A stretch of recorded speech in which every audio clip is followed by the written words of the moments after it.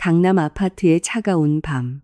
새벽 2시, 나는 남편이 우리 집 옆집에 이혼녀를 껴안고 우리 침실에서 잠들어 있는 것을 보았다. 나는 그들을 덮치는 대신 조용히 물러나 치밀한 계획을 세우기 시작했다.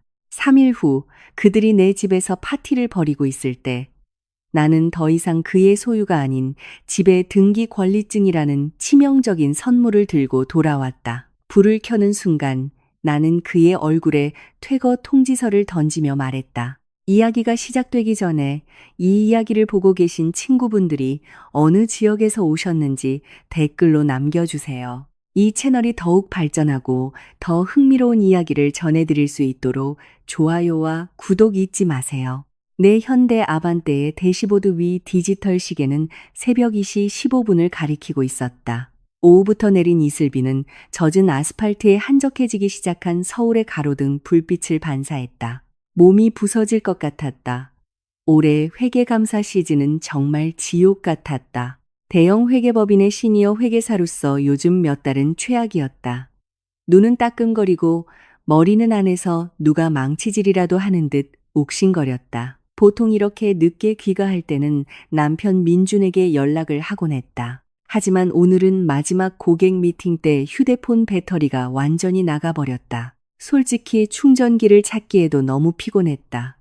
내가 원하는 건 오직 하나. 푹신한 침대, 두꺼운 이불, 그리고 남편의 따뜻한 포옹뿐이었다. 나는 경기도 성남에 위치한 우리 아파트 단지 입구로 차를 몰았다. 주변은 고요했다. 경비실의 경비 아저씨는 의자에 앉아 졸고 계셨다. 나는 천천히 103동 402호. 우리 집으로 차를 움직였다. 3년 전 우리가 함께 대출을 받아 마련한 미니멀한 스타일의 집. 집은 어두웠다. 새벽이니 당연했다. 민주는 분명 깊이 잠들어 있을 것이다. 나는 자동 차단기 리모컨을 눌렀다. 차단기는 부드러운 소리를 내며 천천히 올라갔다. 나는 민준의 현대 산타페 옆에 차를 주차했다. 무거운 노트북 가방을 들고 차에서 내렸을 때 무언가 이상한 점을 발견했다. 보통 깔끔하게 정돈되어 있는 신발장 옆 현관에 낯선 신발 한 켤레가 놓여 있었다. 현관의 희미한 불빛 때문에 눈을 가늘게 떠야 했다. 가까이 다가갔다. 그것은 한 켤레의 하이힐이었다. 화려한 버건디 색상의 다소 촌스러워 보이는 금색 장식이 있었다. 굽은 뾰족하고 높았다. 편안한 방문용이 아니라 파티에나 신을 법한 신발이었다. 졸음 때문에 느리게 뛰던 심장이 갑자기 빠르게 펌프질하기 시작했다. 누구 거지? 나도 모르게 중얼거렸다. 내 목소리는 갈라져 있었다. 내 논리적인 뇌, 재무제표에서 비정상적인 부분을 찾아내는데 익숙한 회계사의 뇌가 빠르게 작동하기 시작했다. 손님이 왔나? 어머니는 아닐 것이다. 어머니는 항상 건강 샌들이나 플랫 슈즈를 신으신다. 여동생? 동생은 지금 부산에서 대학에 다닌다. 민준의 회사 동료? 이 새벽에 머릿속의 두통이 순식간에 사라졌다. 대신 목덜미부터 발끝까지 차가운 기운이 퍼져나갔다. 내 직감은 무언가 잘못되었다고, 아주 크게 잘못되었다고 말하고 있었다. 나는 가방에서 비상 열쇠를 찾았다. 현관문 열쇠 구멍에 열쇠를 꽂는 손이 미세하게 떨렸다. 딸깍. 문이 열렸다. 고요했다. 부엌 쪽에서 들려오는 냉장고 소음만이 들릴 뿐이었다. 내가 늘 켜두는 라벤더 향 방향제 냄새가 희미하게 났다. 하지만 어째서인지 오늘따라 유난히 예민해진 내 코는 다른 냄새를 맡았다. 달콤하고 자극적이며 값싼 여성 향수 냄새. 내 부드러운 향수 냄새가 아니었다. 나는 소리 없이 신발을 벗었다. 숨을 참으며 어두운 거실을 살금살금 걸어갔다. 노트북 가방은 소파 위에 그대로 던져두었다. 내 발걸음은 1층 안방 앞에서 멈췄다. 문은 굳게 닫혀 있었지만 내 눈은 그 옆에 손님방 문으로 향했다. 그 문은 살짝 열려 있었다. 손가락 하나 들어갈 정도의 틈이었지만 그 사이로 노란색 수면등 불빛이 새어나오고 있었다. 왜 손님 방에 사람이 있지? 그리고 왜 손님 방에 에어컨이 켜져 있는 거지? 밖에서 에어컨 실외기가 돌아가는 소리가 희미하게 들렸다. 내 발은 그 문틈으로 다가갔다. 가까워질수록 방 안에서 들려오는 규칙적인 숨소리가 더 선명해졌다. 두 사람의 숨소리. 나는 손님방 문 앞에 석상처럼 서 있었다. 손을 들었다. 문을 밀어 열고 싶은 충동과 망설임이 격렬하게 싸웠다. 내 일부는 소리쳤다. 지은아, 열어. 당장 들이닥쳐. 하지만 다른 한편 내 경력에서 나를 성공하게 만든 이성적인 부부는 차갑게 속삭였다. 확실히 해. 섣불리 행동하지 마. 증거를 봐. 아주 천천히. 나는 문을 밀었다. 지난주에 기름칠을 한 경첩은 아무 소리도 내지 않았다. 틈이 넓어졌다. 내 눈앞에 펼쳐진 광경은 순식간에 내 세상을 무너뜨렸다. 침대 위, 반쯤 거친 이불 아래에 남편 민준이 깊이 잠들어 있었다. 그는 상의를 입지 않은 채 가슴을 규칙적으로 오르내리고 있었다. 하지만 그는 혼자가 아니었다. 그의 옆, 민준의 넓은 가슴에 머리를 기댄 채 한 여자가 잠들어 있었다. 옥수수색으로 염색한 긴 머리카락이 그녀의 얼굴 일부를 덮고 있었다. 여자의 손은 남편의 허리를 소유욕 넘치게 감싸고 있었고, 민준의 손, 오늘 아침 출근하기 전 내 머리를 쓰다듬던 바로 그 손은 여자의 어깨를 단단히 감싸고 있었다. 그들은 마치 일상적인 일인 것처럼 친밀하고 편안하게 서로를 껴안고 있었다. 나는 그 여자를 알아보았다. 얼굴이 머리카락에 가려져 있었지만 얇은 잠옷 너머로 드러난 왼쪽 어깨의 점을 알아보았다. 백일동에 사는 젊은 이혼녀, 유라였다. 우리 집에서 겨우 새 집 떨어진 곳에 사는 여자. 유라가 작년에 권고사직을 당하기 전 민준의 이전 직장 동료였다. 설탕을 빌리러 자주 오고 내가 아침 조깅을 할 때마다 상냥하게 인사하고 내 결혼 생활이 얼마나 화목해 보이는지 칭찬하던 그 여자, 유라. 그 이름이 목구멍에 걸려 나오지 않았다. 고통은 즉각적으로 오지 않았다. 먼저 찾아온 것은 메스꺼움이었다. 속이 심하게 울렁거렸다. 토하고 싶었다. 있는 힘껏 소리를 질러 그들을 깨우고 저 금발 머리채를 잡아뜯고 민준의 뺨을 정신이 들 때까지 때리고 싶었다. 나는 한 걸음 앞으로 나아갔다. 마룻바닥이 작게 삐걱거렸다. 민준이 살짝 움직였지만 깨지는 않았다. 그는 그저 유라를 더욱 꽉 껴안을 뿐이었다. 그 광경은 물리적인 뺨보다 더 고통스러웠다. 그것은 민준에게 유라가 단순한 순간의 욕망 해소 대상이 아니라는 증거였다. 그곳에는 편안함이 있었다. 뜨겁고 굵은 눈물이 뺨을 타고 흐르기 시작했다. 하지만 나는 소리를 내지 않았다. 왼손으로 내 입을 틀어막았다. 바보같이 굴지 마. 지은아, 바보같이 굴지 마. 마음속으로 속삭였다. 지금 소리치면 넌 그저 히스테리 부리는 아내가 될 뿐이야. 그들은 사과할 거고 민주는 애원할 거고 너는 혼란스러워질 거야. 너는 무기가 필요해. 격렬하게 떨리는 오른손으로 나는 바지 주머니에서 휴대폰을 꺼냈다. 다행히 배터리가 2% 남아 있었다. 차에서 잠시 충전된 덕분에 잠깐 켤 수 있었다. 나는 카메라 모드를 켰다. 플래시를 끄고 셔터 소리를 무음으로 했다. 휴대폰을 들어 그들 둘을 조준했다. 찰칵. 첫 번째 사진. 수면등 불빛 아래 그들의 얼굴이 선명하게 보였다. 찰칵. 두 번째 사진. 서로를 껴안고 있는 그들의 손 위치. 찰칵. 세 번째 사진. 침대 옆 바닥에 흩어져 있는 속옷들. 세 번째 사진을 찍자마자 휴대폰이 완전히 꺼졌다. 화면이 검게 변했다. 이건 신의 계시였다. 충분하다. 증거는 확보됐다. 이제 뭘 해야 하지? 그들을 깨울까? 아니다. 나는 민준의 얼굴을 다시 보았다. 지난 5년간 내가 사랑했던 얼굴, 내가 믿었던 얼굴. 갑자기 그 얼굴이 낯설고 역겹게 보였다. 지금 그를 들이닥치기엔 내가 준비되지 않았다. 그들의 관계가 얼마나 깊은지 몰랐다. 민준이 저 여자에게 무엇을 얼마나 해주었는지 몰랐다. 내 재정 상태도 파악해야 했다. 회계사로서 나는 황금률 하나를 알고 있었다. 모든 데이터를 확보하기 전에는 용의자와 대면하지 말라. 나는 천천히 그 방에서 물러나 내가 들어왔을 때와 똑같은 틈만 남기고 문을 다시 닫았다. 소파에서 노트북 가방을 챙기고 현관에서 신발을 다시 신고 밖에서 현관문을 잠갔다. 다시 차에 올라 운전석에 앉았다. 몸이 추위 때문이 아니라 충격 때문에 떨렸다.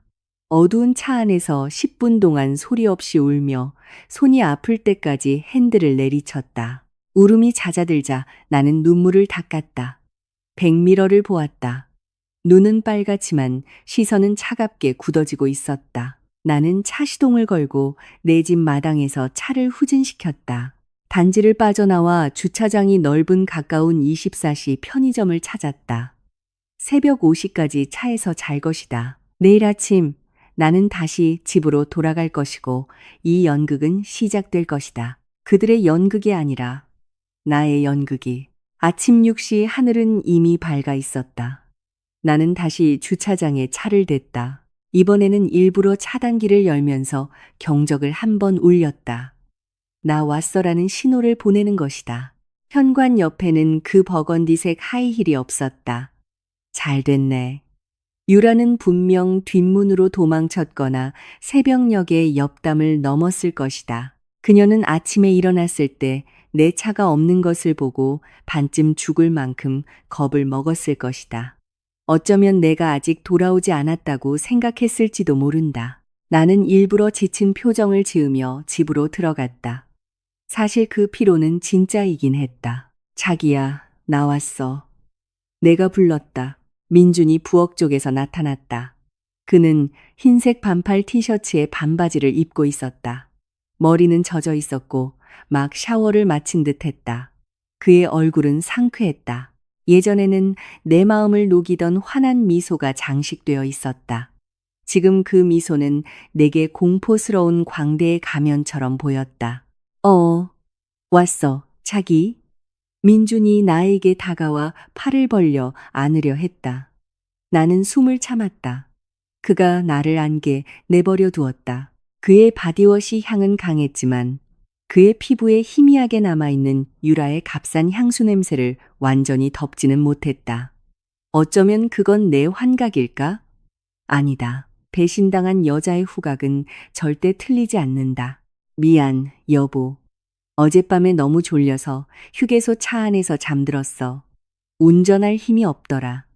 휴대폰은 또 꺼지고 내가 거짓말을 했다. 그 문장은 아주 매끄럽게 흘러나왔다. 어휴, 길에서 자면 얼마나 위험한데. 민준이 아주 설득력 있는 걱정스러운 목소리로 말했다. 그는 내 이마에 입을 맞췄다. 친구한테 충전기를 빌리던가 하지 그랬어. 어젯밤에 너 기다리느라 걱정했잖아. 거짓말, 내 마음이 소리쳤다. 넌 날 기다리지 않았어. 넌 옆집 이혼녀랑 뒹구느라 바빴지. 응, 미안해. 아침은 먹었어? 나는 그의 포옹에서 천천히 빠져나오며 물었다.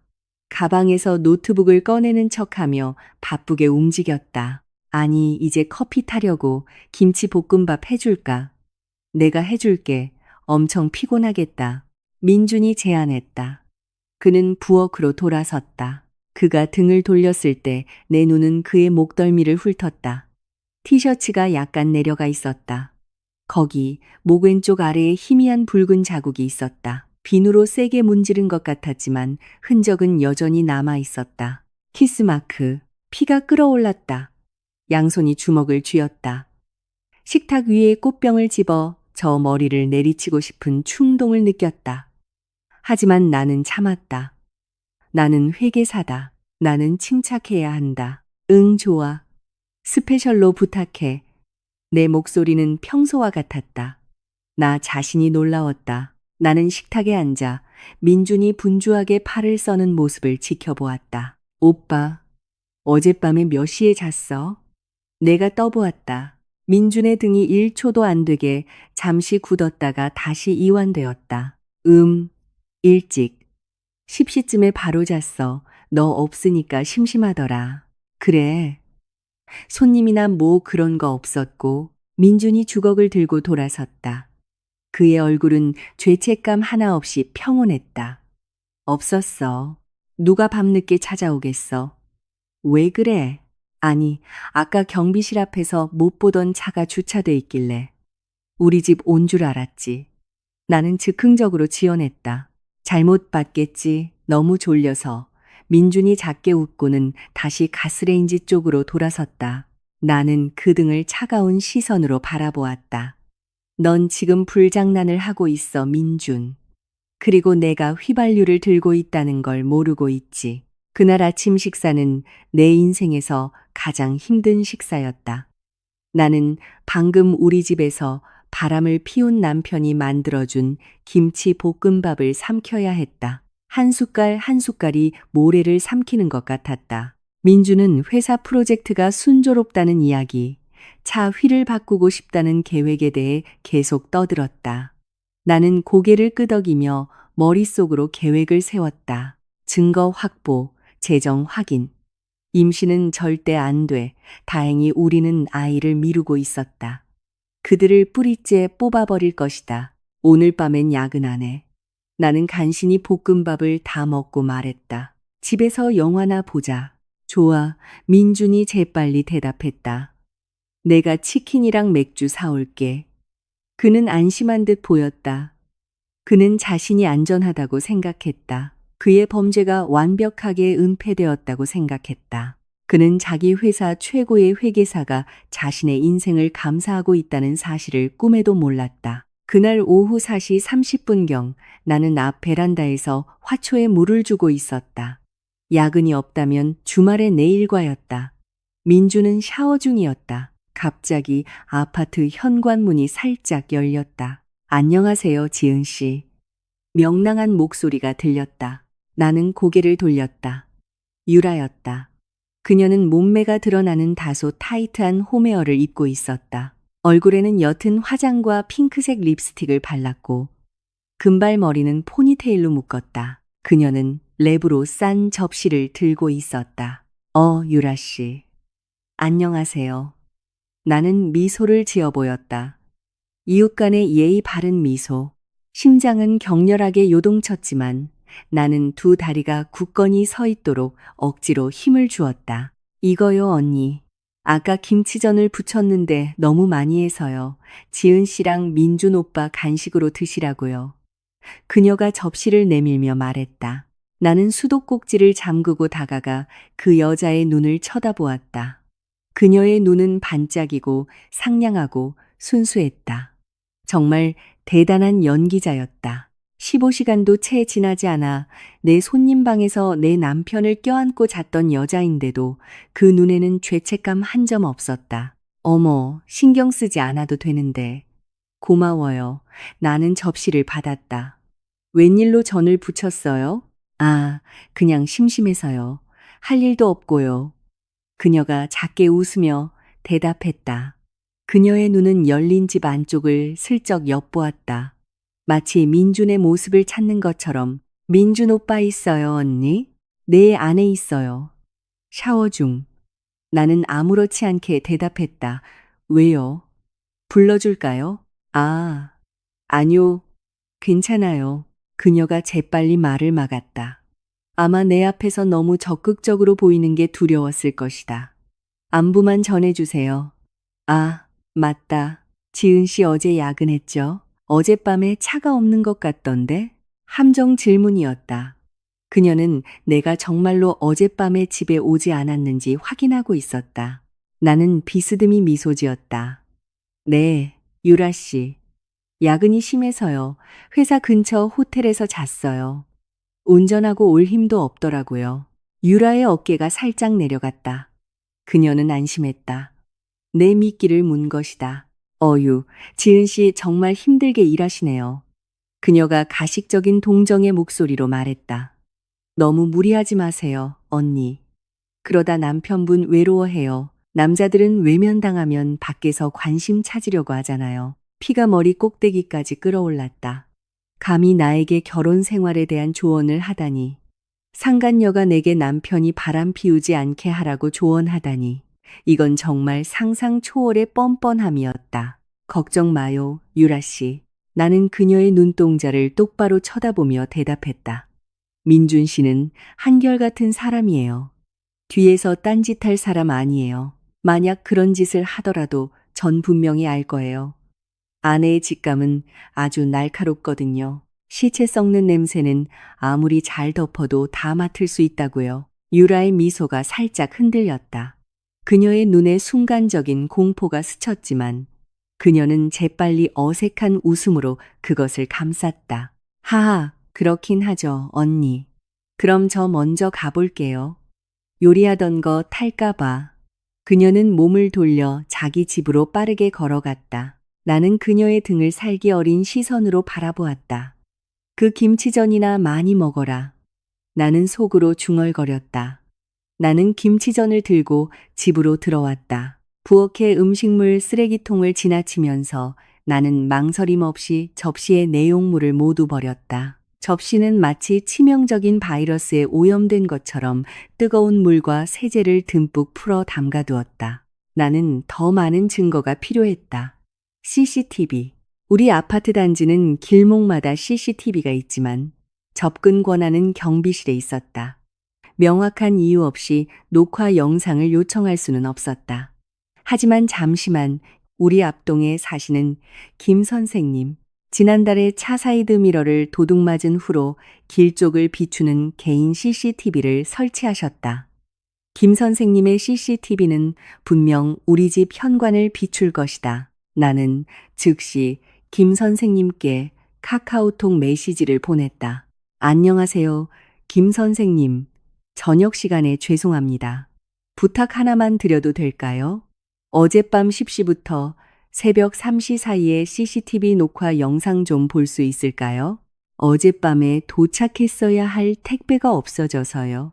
기사님은 현관 앞에 뒀다고 하시는데 정말 기사님이 오셨는지 확인하고 싶어서요. 감사합니다, 선생님. 고전적이지만 그럴듯한 핑계였다. 15분 후 김 선생님께 답장이 왔다. 안녕하세요, 지은 씨. 그럼요. 나중에 아들이 집에 오면 구글 드라이브로 파일 보내달라고 할게요. 아들이 그런 걸 잘 알거든요. 완벽했다. 그날 밤, 민준이 깊이 잠든 후, 나는 그에게 수면 유도제 몇 방울을 탄 우유를 한 잔 주었다. 내가 움직일 때 깨지 않도록 깊이 잠들게 하기 위한 저용량이었다. 나는 방에서 몰래 빠져나왔다. 노트북을 들고 식탁으로 갔다. 불은 끈 채 노트북 화면 불빛에만 의존했다.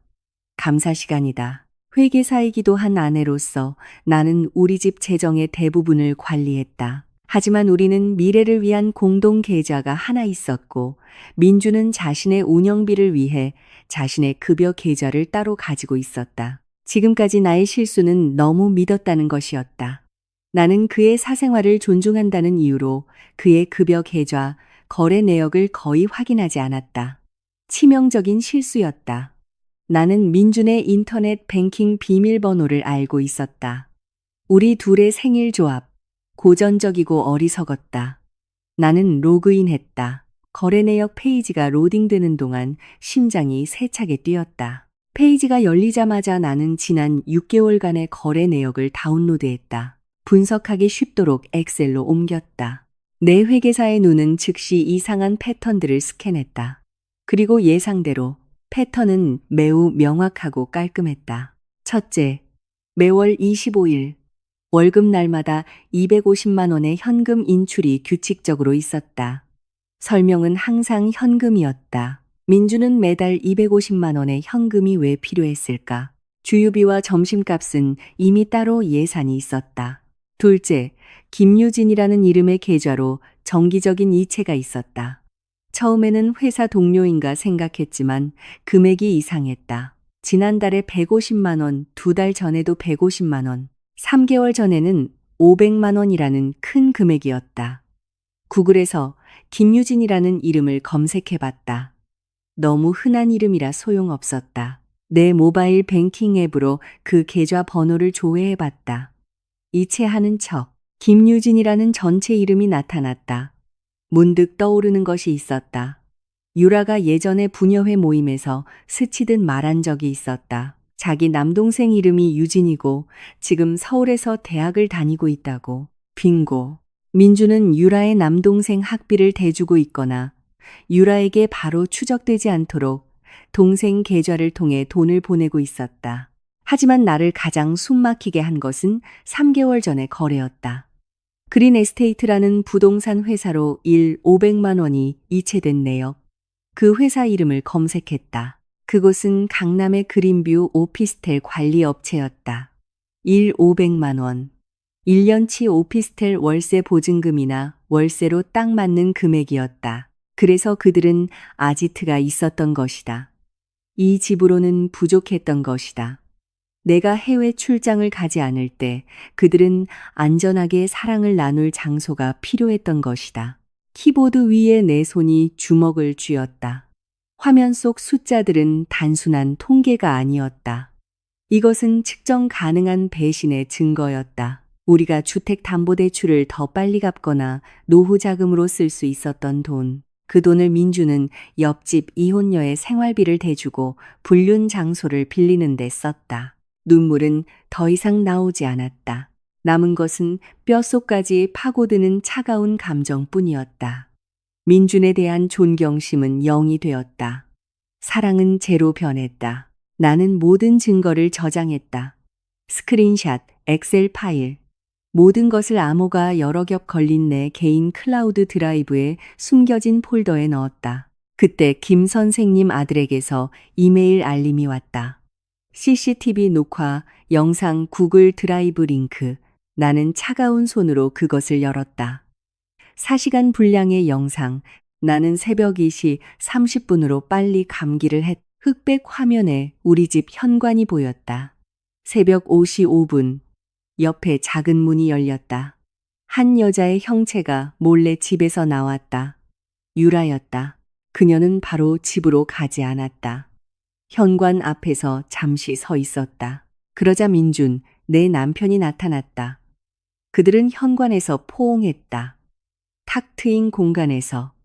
민준은 유라의 이마에 오랫동안 입을 맞췄다. 그리고 유라는 길을 건너 자기 집으로 총총 뛰어갔다. 민주는 사랑에 빠진 10대처럼 손을 흔들고는 문을 닫았다. 나는 천천히 노트북을 닫았다. 숨이 가빴다. 시각적 증거, 재정적 증거, 목격자, 바로 나 자신.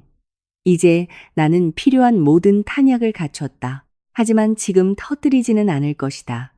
그건 그들에게 너무 쉬운 일이다. 지금 내가 이혼 소송을 걸면 민주는 여전히 직업이 있고 이 집의 절반에 대한 권리가 있고 재산 분할을 받을 것이며 유라는 기꺼이 그를 받아줄 것이다. 그들은 내 고통 위에서 행복하게 살 것이다. 아니, 그건 정의가 아니다. 나는 민준을 아무것도 없는 상태로 만들어야 한다. 0, 아니, 마이너스로. 나는 유라가 내 것을 건드린 것을 후회하게 만들어야 한다. 법적 전략을 위해 전문가의 도움이 필요하다. 내일 대학 동기이자 지금은 자산 분쟁 전문 변호사가 된 현우에게 연락할 것이다. 민준, 유라, 얼마 남지 않은 너희의 아름다운 시절을 즐겨라. 곧 겨울이 올 것이고 내가 바로 그 폭풍이 될 테니. 월요일, 서울은 평소보다 더 무더웠다. 점심시간 나는 평소처럼 구내식당에 가지 않았다. 밖에서 고객과 급한 미팅이 있다는 핑계를 대고 나는 압구정의 한적한 카페로 차를 몰았다. 조용하고 조명이 은은하며 재즈 음악이 부드럽게 흘러나오는 곳. 비밀을 이야기하기에 완벽한 장소였다. 구석 자리에 깔끔한 정장을 입은 안경 쓴 남자가 이미 기다리고 있었다. 현우, 내 대학 동기이자 지금은 꽤 유명한 가사 및 자산 분쟁 전문 변호사. 오랫동안 만나지 못했지만 오늘 아침 나의 긴급한 메시지에 그는 즉시 응답했다. 지은아, 오랜만이다. 그가 반갑게 인사했지만 내 얼굴을 보자 그의 미소는 사라졌다. 두꺼운 화장으로 가렸지만 내 몰골이 엉망이라는 걸 알았다. 다크서클은 거짓말을 못한다. 괜찮아? 아까 전화 목소리가 심상치 않던데. 나는 서두르지 않았다. 자리에 앉아 설탕 없는 블랙커피를 주문하고 가방에서 아이패드를 꺼냈다. 말없이 그에게 아이패드를 건넸다. 화면에는 민준의 계좌 거래 내역 스캔본, 손님 방에서 찍은 사진, 그리고 김 선생님에게서 받은 CCTV 영상이 떠 있었다. 현우는 말없이 보았다. 변호사로서 그는 수천 건의 이혼 사건을 보았을 것이다. 그의 표정은 평온하고 전문적이었다. 하지만 민준이 유라와 현관에서 포옹하는 영상을 볼 때 그의 턱이 굳어지는 것을 보았다. 개자식. 현우가 나지막이 중얼거렸다. 그는 아이패드를 테이블 위에 놓았다. 민준이, 너희 결혼식 때 엄청 순해 보였는데 사람은 변해, 현우야. 어쩌면 이제야 가면이 벗겨진 거겠지. 나는 차갑게 대답했다. 쓴 커피를 한 모금 마셨다. 이혼할 거야. 근데 평범한 이혼은 싫어. 현우가 나를 날카롭게 쳐다보았다. 그의 변호사 모드가 켜졌다. 오케이, 이 증거들은 간통을 사유로 한 이혼 소송에서 이기기에 충분하고도 남아. 아이가 있다면 양육권도 가져올 수 있고 위자료도 청구할 수 있어. 하지만 재산 분할에 관해서는 우리 법은 혼인 전 계약이 없는 한 결혼 기간 동안 취득한 자산은 50대 50으로 나누게 되어 있어. 너희 계약서 있어? 나는 고개를 저었다. 없어. 그래서 너한테 온 거야.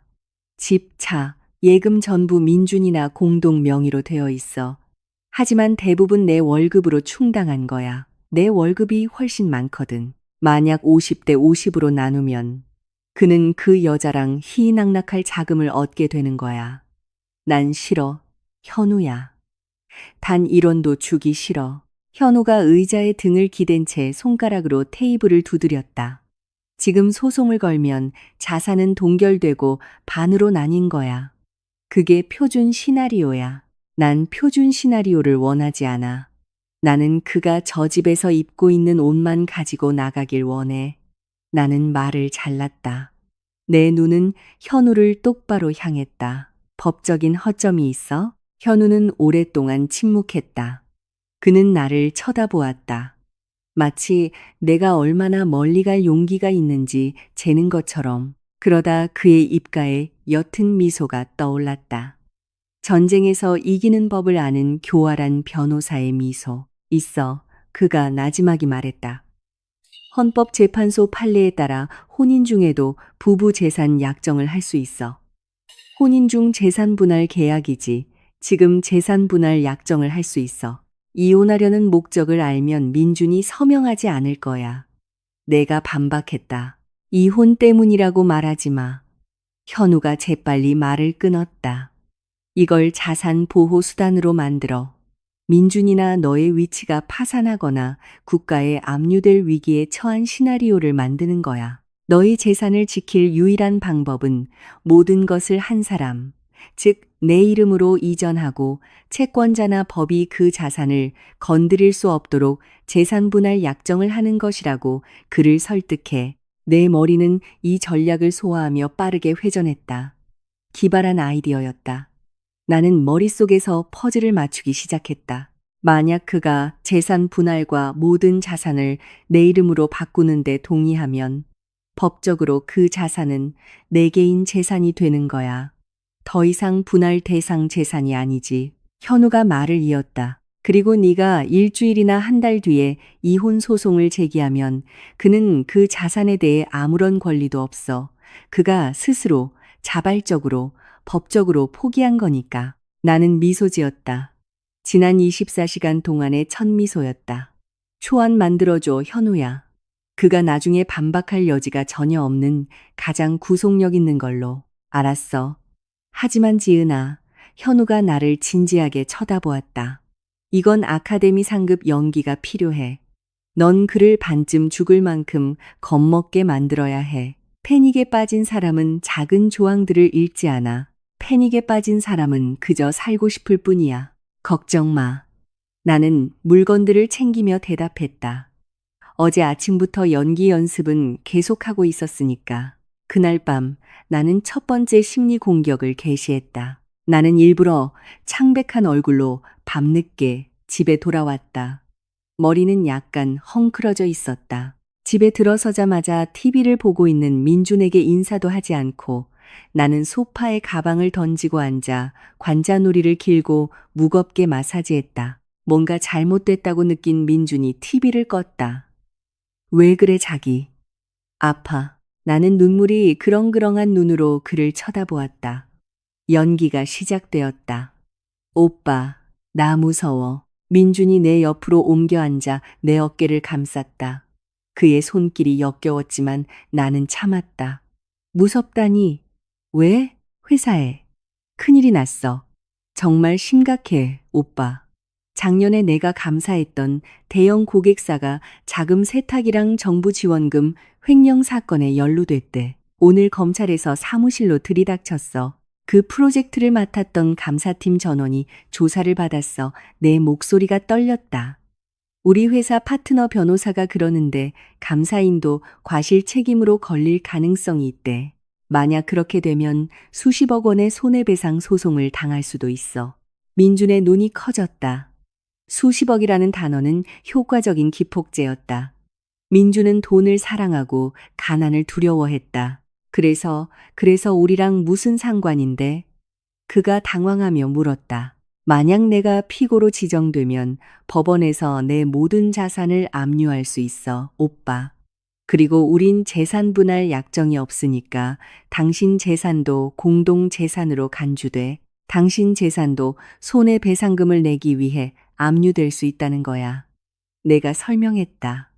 이것은 민중 같은 법률 문외한에게는 그럴듯하게 들리는 전문 용어로 포장된 거짓말이었다. 민준의 얼굴이 창백해졌다. 그는 침을 삼켰다. 이 집, 내 차, 전부 다? 응. 나는 드라마틱하게 대답했다. 당신 퇴직연금까지도 결혼 생활 중에 있는 모든 것이 담보로 잡힐 수 있어. 민준이 거실을 서성거리기 시작했다. 그의 이마에 식은 땀이 맺혔다. 나는 그가 무슨 생각을 하는지 알았다. 내 운명이 아니었다. 그는 자신의 안락한 삶의 운명을 생각하고 있었다. 자신이 가난해지면 어떻게 유라를 만족시킬 수 있을지 생각하고 있었다. 그럼 어떻게? 지은아, 너네 회사 때문에 우리가 거지가 될 순 없잖아? 그의 목소리에 비난조가 섞이기 시작했다. 그의 본성이 드러났다. 그는 내가 감옥에 갈까봐 묻지 않았다. 그는 우리가 거지가 될까봐 물었다. 나도 모르겠어, 오빠. 머리가 너무 아파. 나는 두 손에 얼굴을 묻고 우는 척했다. 하지만 손바닥 뒤에서 내 눈은 마르고 날카롭게 그의 움직임을 주시하고 있었다. 방법이 있을 거 아냐? 너 똑똑하잖아, 지은아. 방법을 찾아봐. 그가 재촉했다. 나는 천천히 고개를 들어 절망적이지만 희망에 찬 눈빛으로 그를 쳐다보았다. 방법이 하나 있긴 해. 아까 현우, 내 변호사 친구가 조언해줬는데 나는 망설이는 척 나지막이 말했다. 뭔데? 무슨 조언? 민준이 재빨리 물었다. 재산분할. 내가 속삭였다. 우리 최대한 빨리 부부재산 약정을 해야 해. 날짜를 소급 적용하거나 자산이 우리 둘의 것이 아니라 법적으로 안전한 한 사람의 소유인 것처럼 만들어야 해. 근데 이건 복잡해. 오빠, 복잡해도 괜찮아. 재산만 안전하다면. 민준이 외쳤다. 어떻게 하는 건데? 자세한 건 현우한테 물어볼게. 하지만 핵심은 법에 손이 닿지 않도록 우리 자산을 지켜야 한다는 거야. 그날 밤 민주는 잠들지 못했다. 그는 내 옆에서 뒤척였다. 나는 그를 등지고 어둠 속에서 미소 지었다.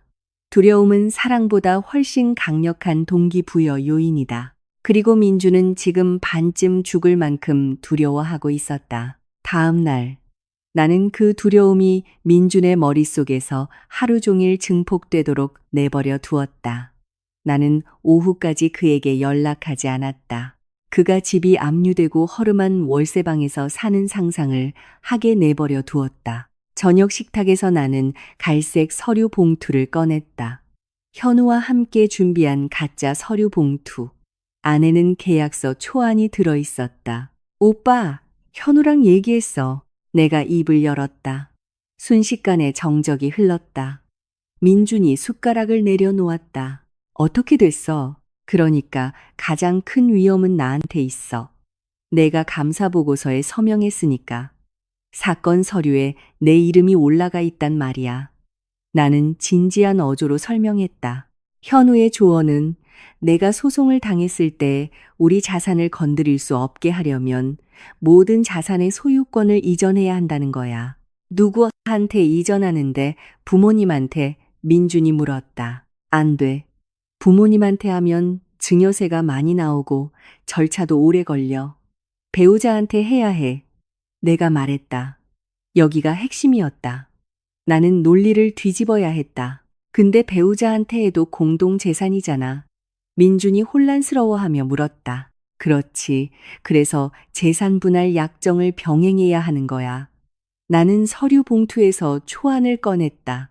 시나리오는 이래. 우리는 오늘부터 우리 재산이 분리된다는 약정을 하는 거야. 오빠 재산은 오빠 거고 내 재산은 내 거. 이해돼? 민준이 이해하려 애쓰며 고개를 끄덕였다. 문제는 내가 말을 이었다.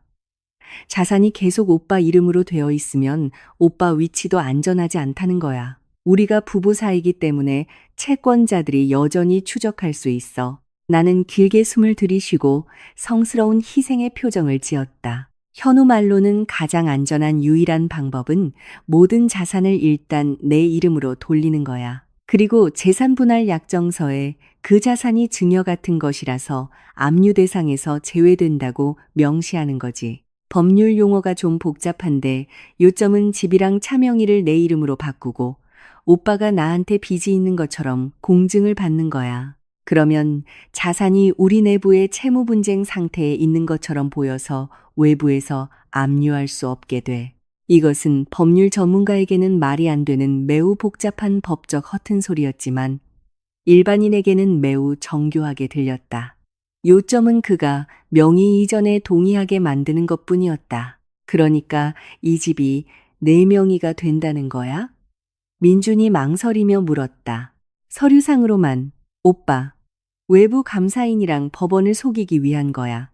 내가 설득력 있게 말했다. 폭풍이 지나가고 2년 뒤에 다시 오빠 이름으로 돌려놓거나 계약서를 찢어버리면 돼.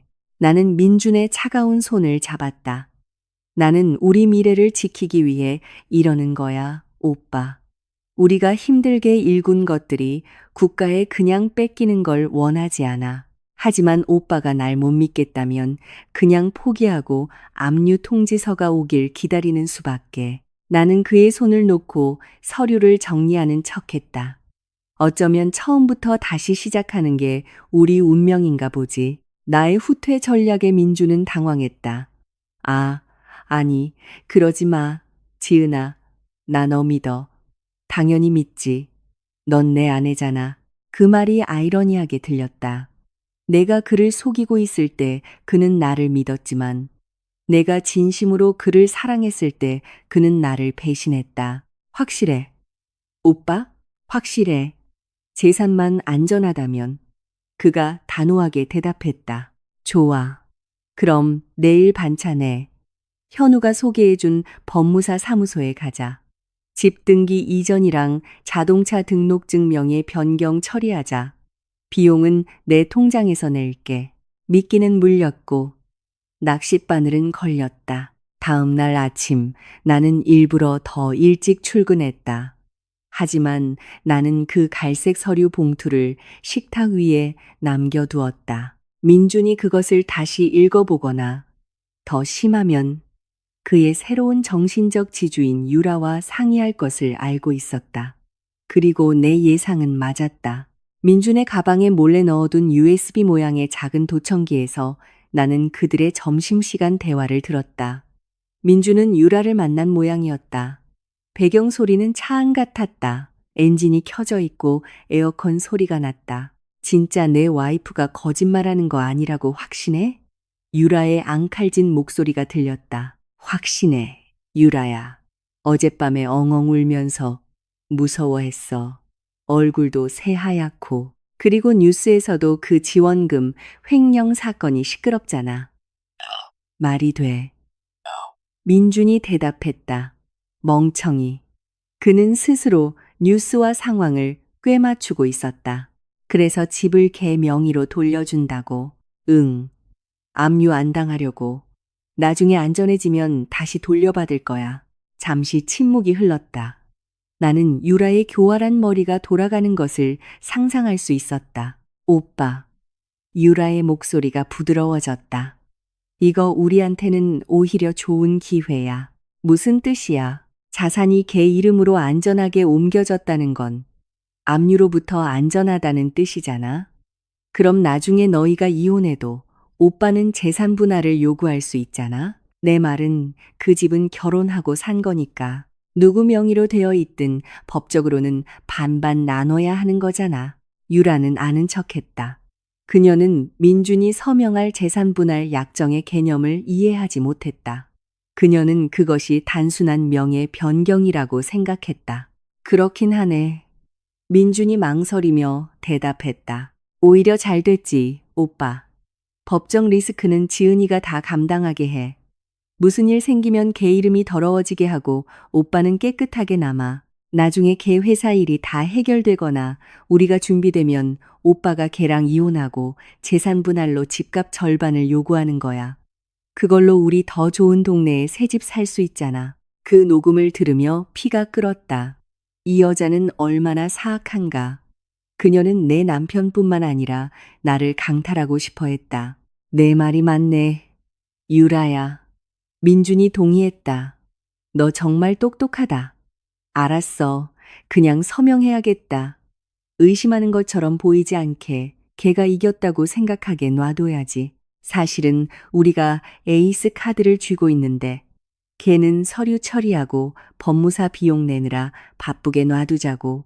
나는 사무실 책상에서 씁쓸하게 웃으며 녹음을 껐다. 고마워, 유라. 너의 탐욕이 내 길을 평탄하게 만들어주는구나. 넌 네가 민준을 부추겨 나를 속이고 있다고 생각하겠지? 사실 넌 그를 내가 파놓은 벼랑으로 밀어넣고 있는 거야. 넌 민준이 서명할 문서에 이런 조항이 들어있다는 걸 모르지. 을민준은 해당 자산에 대한 모든 권리, 청구, 이익을 영구히 포기하며 해당 자산이 갑지은의 단독 소유임을 인정한다. 유라는 방금 나의 최고의 조수가 되었다. 서원 법무사 사무소, 오후 2시. 사무실은 차가웠고 오래된 종이 냄새와 라임향 방향제 냄새가 났다. 커다란 원목 테이블 위에는 현우와 서원 법무사가 준비한 서류 더미가 놓여 있었다. 민주는 내 옆에 앉아 테이블 아래에서 불안하게 다리를 떨었다. 그는 긴장해 보였지만 나를 의심해서가 아니라 내가 지어낸 가상의 검찰 때문에 두려워하는 것이었다. 위험 있는 중년 남성인 서원 법무사는 조약의 요점들을 빠르고 단조롭게 읽어내려갔다. 지루한 법률 용어, 사람들이 세부 사항을 귀 기울여 듣지 않게 만드는 표준적인 전략이었다. 이에 을은 재산 분할에 동의하며 등기번호 1024호에 대한 모든 권리를 포기하고 민주는 고개를 끄덕이며 간간히 시계를 쳐다볼 뿐이었다. 그는 이 일이 빨리 끝나기를 바랐다. 자, 민준 씨, 지은 씨, 여기, 그리고 여기에 인감 날인하시고 서명해 주세요. 서원 법무사가 무거운 금색 펜을 내밀며 말했다. 민준이 펜을 집었다. 그는 서류를 잠시 쳐다보았다. 숨 막히는 정적의 순간 내 심장이 잠시 멈췄다. 그가 알아차렸을까? 그가 절대적 권리 포기에 관한 제사조 조항을 읽을까? 그때 테이블 위에 민준 휴대폰이 진동했다. 메시지가 도착했다. 화면이 켜졌다. 나는 슬쩍 엿보았다. 발신인, 유라. 내용, 화이팅, 오빠. 우리 계획 잊지 마. 민주는 그 메시지를 보고 옅은 미소를 짓더니 단호하게 인주를 묻혀 도장을 찍고 서명을 했다. 찍! 도장이 찍히는 소리가 내 귀에는 가장 아름다운 음악처럼 들렸다. 우리 결혼 행진곡보다 더 아름다웠다. 그는 재산 분할 약정서에 서명했다. 그는 집을 내 이름으로 이전하는 증여 계약서에 서명했다. 그는 나중에 그의 허락 없이 차를 쉽게 팔 수 있도록 위임장에 서명했다. 다 됐습니다. 민준이 펜을 놓으며 말했다. 그는 안도의 한숨을 내쉬었다. 이제 안전한 거죠? 자산 압류 안 당하겠죠? 서원 법무사는 의미심장한 미소를 지으며 나를 슬쩍 쳐다보았다. 그는 실제 상황이 어떤지 정확히 알고 있었지만 법무사로서 그의 임무는 당사자들이 의식이 있는 상태에서 서명했는지 확인하는 것뿐이었다. 법적으로 이 자산은 이제 완전히 분리되어 지은 씨의 단독 소유가 되었습니다. 민준 씨를 고소하는 제3자는 이 자산을 건드릴 수 없을 겁니다. 그 문장은 이중적인 의미를 담고 있었다. 제3자, 즉 채권자가 건드릴 수 없고 민준 씨, 당신 또한 더 이상 건드릴 수 없다는 것. 하지만 민준은 그 아이러니를 알아채지 못했다. 다행이다, 민준이 말했다. 그는 나를 돌아보며 내 손을 잡았다. 다 끝났어, 자기. 이제 안심해. 나는 그의 손을 이번에는 더 꽉 잡았다. 고마워, 오빠. 우리를 위해 희생해줘서. 오늘 절대 잊지 않을게.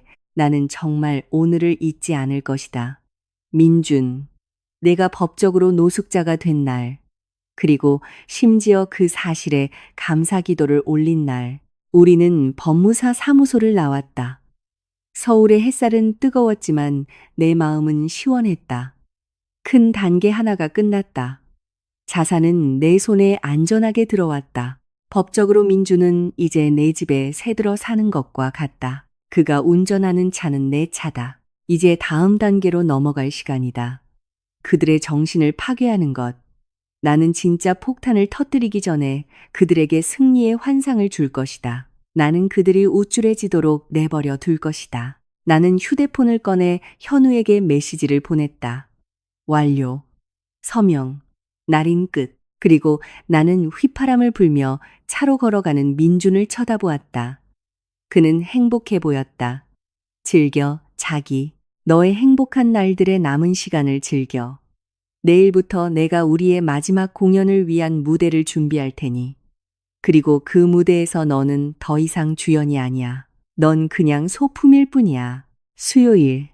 내 인생과 민준이 미처 깨닫지 못한 그의 인생을 바꾼 법무사 서명 3일 후. 그날 아침 나는 일찍 일어나 옷장 위에서 로즈골드 색상의 기내용 캐리어를 꺼냈다. 출장용 옷, 블레이저, 세면 도구를 챙기기 시작했다. 내 움직임은 여유로웠지만 내 눈은 아직 침대에서 뒹굴고 있는 민준을 계속 엿보고 있었다. 그는 자는 척했지만 나는 그가 깨어 있다는 것을 알았다. 그는 이 순간을 기다리고 있었다. 자기, 오늘 출발하는 거 맞아? 민준이 잠에서 깬 특유의 잠긴 목소리로 물었다. 그는 앉아서 눈을 비볐다. 응? 오빠, 비행기 십시야. 방금 부사장님한테 전화 왔는데 홍콩 투자자랑 미팅을 미룰 수 없대. 그 횡령 이슈 때문에 투자자들이 불안해해서 내가 가서 상황을 수습해야 해. 나는 실크 블라우스를 접으며 대답했다. 거짓말은 매끄럽게 흘러나왔다. 자주 할수록 더 진짜처럼 들렸다. 며칠? 3일. 금요일 오후에 돌아와. 내가 대답했다. 나는 그가 애써 억누르려는 기쁨의 빛을 그의 눈에서 보았다. 입꼬리가 꿈틀거렸다. 미소 짓고 싶었지만 참는 모습이었다. 에휴, 집이 텅 비겠네. 요즘처럼 비 오는 날엔 딱 붙어 있어야 좋은데. 연기 못하네, 민준. 어쩔 수 없잖아, 오빠. 다 경력을 위해서, 우리 빚 갚기 위해서 하는 거잖아. 나는 캐리어 지퍼를 닫으며 말했다. 집 잘 지키고 있어. 건강 잘 챙기고, 밤에 문단속 잘하고. 알았어, 잔소리쟁이. 너도 조심하고 홍콩 공항 도착하면 연락해. 그가 말했다. 그는 일어나 나를 안았다. 작별의 포옹, 유다의 포옹. 그의 몸은 따뜻했지만 마음은 얼음장처럼 차가웠다. 나는 그가 내 뺨에 입 맞추게 내버려 두었다. 마음속으로 카운트다운을 했다. 3, 2, 1. 나 갈게. 택시 앞에서 기다리고 있어. 내가 말했다. 나는 캐리어를 끌고 나와 기다리고 있던 택시에 탔다. 민주는 현관에서 슬픈 표정을 지으며 손을 흔들었다. 택시가 단지 모퉁이를 돌아 우리 집이 시야에서 사라지자 나는 길게 한숨을 내쉬었다. 기사님, 목적지 변경할게요. 내가 기사님께 말했다. 인천공항 아니고요. 그럼 어디로 가시나요, 손님? 여기 단지 앞 큰 길에 있는 산티카 호텔로 가주세요. 가까운데요. 나는 담담하게 대답했다. 기사님은 백미러로 나를 의아하게 쳐다보았지만 고개를 끄덕였다. 알겠습니다. 손님, 나는 홍콩에 가지 않았다. 나는 집에서 겨우 2Km 떨어진 곳으로 갔다. 위치가 전략적인 3성급 호텔에 체크인했다. 305호실에서 나는 나의 전쟁 장비들을 풀었다. 노트북, 노이즈 캔슬링 헤드폰, 그리고 간식. 오전 10시. 나는 비행기에 탑승했어야 할 시간이었다. 나는 노트북을 열고 어제 민준이 출근했을 때 몰래 설치해둔 몰래카메라 모니터링 앱을 켰다. 카메라는 3군데에 있었다. 거실, 마크라메 벽장식 틈새 뒤에 숨겨져 있었다. 부엌, 냉장고 위과자 통 사이에 숨겨져 있었다. 안방, 우리 신성한 침실, 침대 바로 위 천장에 붙여둔 가짜 화재 경보기 센서 안에 숨겨져 있었다. 내 노트북 화면에 3개의 라이브 스트리밍 창이 떴다. 화질은 4K, 소리는 선명했다. 거실에 있는 민준이 보였다. 그는 통화 중이었다. 얼굴은 밝고 명랑했다. 발은 커피 테이블 위에 올려져 있었다. 그 테이블은 비싼 유리라 내가 항상 못하게 하던 행동이었다. 자기야, 안전해. 금하게 할멈 비행기 탔어. 응, 진짜야. 아까 갔어. 지금 바로 와. 보고 싶어 죽겠어. 응, 갈아입을 옷도 챙겨와. 우리 3일 동안 실컷 즐기자. 나는 헤드폰을 꼈다.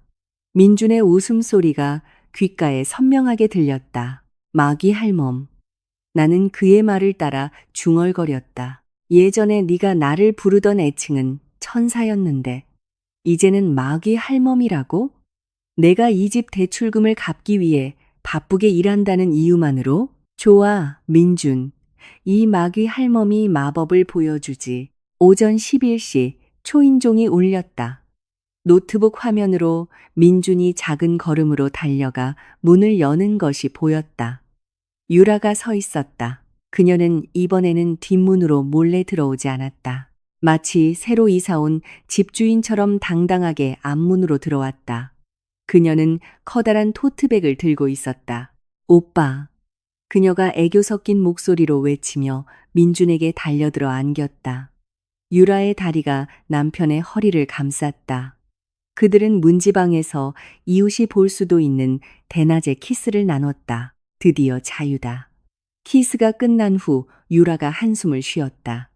그녀는 안으로 들어와 가방을 소파 위, 내가 태국 출장 때 사온 실크 쿠션 위에 던졌다. 배고파? 뭐 시켜 먹을까? 아니면 해 먹을까? 민준이 문을 닫고 잠그며 물었다.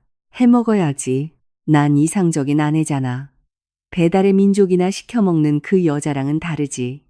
유라가 부엌으로 걸어가며 쏘아붙였다. 호텔 책상 모서리를 쥔 내 손에 힘이 들어갔다.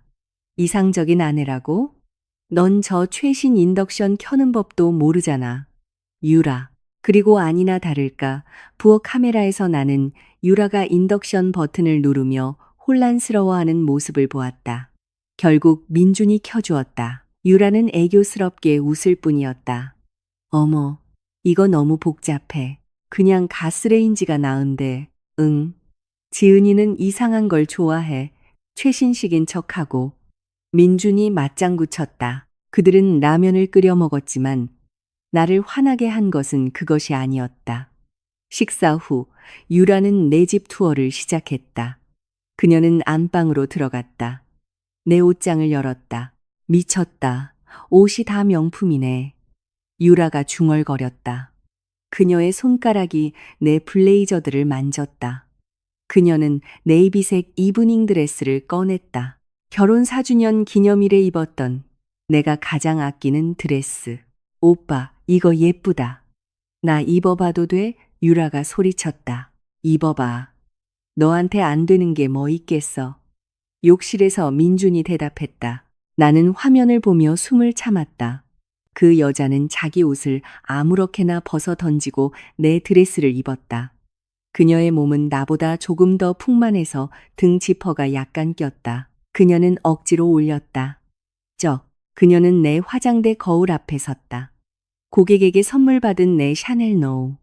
오 향수를 집어들고 목과 겨드랑이에 모기약을 뿌리듯 과하게 뿌려댔다. 30만 원짜리 향수병이 싸구려 물건처럼 다뤄졌다. 어때, 오빠? 어울려? 민준이 욕실에서 나오자 그녀가 물었다. 너무 예쁘다. 지은이보다 네가 입으니까 훨씬 예쁘네.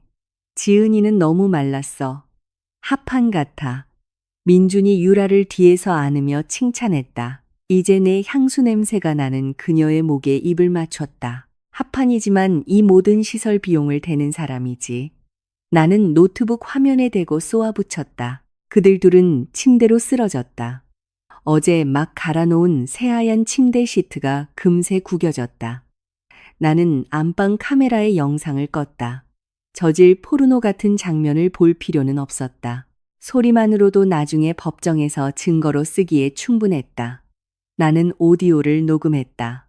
신음, 웃음소리, 그리고 그들의 입에서 나오는 저속한 말들. 그 섹스보다 더 고통스러웠던 것은 그 후의 대화였다. 베개 너머의 대화. 오빠, 나중에 너희 이혼하면 이 집 팔 거야? 유라가 물었다. 팔지 말까봐 자기야, 위치가 좋잖아. 우리가 그냥 살자. 지은이는 월급 많으니까 오피스텔을 사든 월세를 얻든 할 수 있을 거야. 우리가 이 집 차지하는 거야. 민준이 아무렇지 않은 톤으로 대답했다. 찬성. 나 페인트 색깔 바꾸고 싶어. 이 회색은 너무 우중충해. 파스텔 핑크나 크림색으로 하고 싶어. 유라가 말했다. 좋아. 나중에 이 방 페인트 칠 다시 해서 지은이 냄새 없애버리자. 민준이 웃었다. 눈물이 한 방울씩 뺨을 타고 흘러 노트북 키보드 위로 떨어졌다. 아팠다. 내가 죽을 힘을 다해 지켜온 사람에게 배신당하는 것은 너무나 아팠다. 민주는 단순히 바람을 피운 것이 아니었다. 그는 내 피와 땀으로 지은 집에서 나의 존재를 지워버릴 작정이었다. 그는 그 집 등기 권리증이 이미 내 이름으로 되어 있다는 것을 몰랐다. 그는 법적으로 더 이상 자신의 것이 아닌 집의 리모델링 계획을 방금 세웠다는 것을 몰랐다. 꿈은 크게 꿔라. 민준, 유라. 나는 갈라진 목소리로 속삭였다. 곧 내가 가장 거친 방법으로 너희를 깨워줄 테니. 이틀째, 목요일. 나는 호텔방에서 뒤섞인 감정으로 시간을 보냈다. 노트북 화면을 통해 그들을 보는 것은 마치 망가진 내 인생의 리얼리티 쇼를 보는 것 같았다. 유라는 점점 더 대담해졌다. 그녀는 자신의 개인 물품들을 안방 욕실로 옮기기 시작했다. 칫솔, 세안제, 수건. 그녀는 심지어 내 칫솔을 세면대 서랍에 처박고 자기 것을 컵에 꽂아두었다. 내 자리를 밀어냈다는 상징적인 행위였다. 그날 오후 그들은 거실에 앉아 내가 연말 보너스로 산 65인치 TV로 넷플릭스를 보고 있었다. 자기야, 내 동생 유진이 이번 달 송금 언제 하냐고 또 묻던데. 등록금 내야 한대. 민준이 과자를 먹으며 물었다. 부스러기가 양털 카펫 위로 떨어졌다. 나중에 해줘, 오빠. 그 마귀 할멈 월급날 되면. 오빠 돈 지금 차 수리비 때문에 별로 없다고 했잖아. 유라가 태연하게 대답했다. 그렇긴 한데. 아, 근데 지은이가 어제 우리 자산 압류될 위험이 있다고 했어. 돈 아껴 써야 해. 민준의 목소리에 약간의 걱정이 묻어났다. 유라가 비웃었다. 에이, 오빠. 그거 그냥 걔가 오빠 돈 아끼게 하려고 꾸며낸 얘기겠지. 아니면 설령 진짜라고 해도 이미 걔 명의로 다 돌렸잖아. 그럼 무슨 일 생겨도 걔가 법적으로 쫓기는 거고 오빠는 안전한 거지. 오빠 돈도 안전하고 나중에 그냥 비상 가족 자금 같은 핑계 대고 걔한테 돈 더 달라고 해. 오빠는 걔 속이는 거 잘하잖아. 하하. 그것도 그렇네. 지은이는 돈 문제에 관해서는 속이기 진짜 쉬워. 내가 슬픈 표정만 지으면 바로 예금 해지한다니까. 민준이 자랑스럽게 웃었다. 피가 머리 꼭대기까지 끌어올랐다. 분노에 손이 떨렸다. 그럼 지금까지 민준이 부모님 병원비, 차 수리비, 친구 사업 자금으로 돈을 달라고 할 때마다 그게 다 거짓말이고 전술이었고 유라가 그 배우였다는 말인가. 나는 바보 같았다. 정말 바보 같았다. 사랑이 수년간 내 회계사의 논리를 흐리게 했다. 나는 다국적 기업의 재무제표를 꼼꼼하게 감사했지만 정작 내 남편을 감사하는 데는 실패했다. 충분하다. 더 이상 증거는 필요 없다. 내 노트북의 간통, 사기, 증거, 폴더는 이미 영상, 녹음 파일, 사진으로 가득 찼다. 이제 실행할 시간이다. 나는 휴대폰을 들었다. 시어머니, 민준의 어머니께 전화를 걸었다. 나를 매우 아껴주시는 분. 민준이 자주 무시해서 어쩌면 친아들보다 나를 더 예뻐하시는 분이었다. 여보세요. 안녕하세요, 어머님. 나는 목소리를 밝게 꾸며 말했다. 어머, 우리 예쁜 아가. 웬일이니? 웬일로 이 시간에 전화를 다 했어? 일 안 하니? 어머님의 부드러운 목소리가 들려왔다. 가슴이 철렁했다. 나는 이 노부인의 마음에 상처를 줄 것이다. 하지만 이건 그녀가 아들의 추악한 행실을 알게 하기 위해 해야만 하는 일이었다. 잠깐 쉬고 있어요, 어머님. 어머님, 내일 금요일 저녁에 아버님이랑 약속 있으세요? 제가 집에서 저녁 대접하고 싶어서요. 민준 씨한테 서프라이즈도 좀 해주고 싶고요. 다음 주가 저희 결혼 5주년이거든요. 좀 일찍 축하하려고요. 어머나, 세상에. 당연히 좋지. 아가, 너희들 보고 싶었는데. 민준이는 건강하고. 네, 어머님, 아주 건강해요. 나는 비꼬는 투로 대답했다. 그럼 내일 저녁 7시에 제가 아버님이랑 어머님 모시러 갈게요. 마침 내일 오후에 어머님 댁 근처에 볼 일이 있거든요. 그래, 아가. 그럼 내가 민준이가 좋아하는 갈비찜 좀 해갈게. 감사해요, 어머님. 나는 전화를 끊었다. 가슴이 답답했다. 죄송해요, 어머님. 어머님의 갈비찜은 곧 어머님 자신의 마음의 고통을 목격하게 될 거예요. 그리고 나는 한 사람에게 더 전화를 걸었다. 유라의 친오빠, 유석 씨.